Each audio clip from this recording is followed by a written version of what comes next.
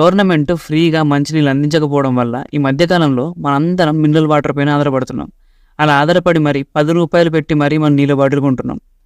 అదే గవర్నమెంట్ ఫ్రీగా అందించేది ఉంటే మనం ఈ రూ. 10 పెట్టి నీళ్ళ బాటిల్ కొనుక్కోవాల్సిన అవసరం ఉండకపోవు కదా. గవర్నమెంట్ అందించాల్సిన ప్రాథమిక అవసరాల్లో ముఖ్యమైనది వైద్యం.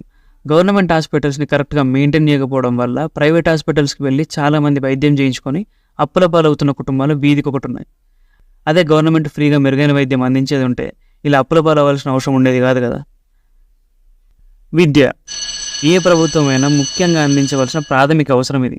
గవర్నమెంట్ స్కూల్స్ని, గవర్నమెంట్ హాస్టల్స్ని మరమ్మతులు చేయించకుండా పిల్లలకు మంచి సదుపాయాలు కల్పించకపోవడం వల్ల చాలామంది పేరెంట్స్ వాళ్ళ పిల్లల్ని గవర్నమెంట్ స్కూళ్ళలో చదివించడం బంద్ చేసి ప్రైవేట్ స్కూళ్ళలోకి లక్షలు కట్టి మరీ పంపిస్తున్నారు. మీరు ఇక్కడ కరెక్ట్గా ఆలోచిస్తే గవర్నమెంట్ స్కూళ్ళలో ఉండే టీచర్లు ఒక్కొక్కరు హై క్వాలిఫైడ్ ఉంటారు. ఒక్కొక్క టీచరు టెట్ కానీ, బీఈడి, డిఎస్సి రాసి ఉంటారు.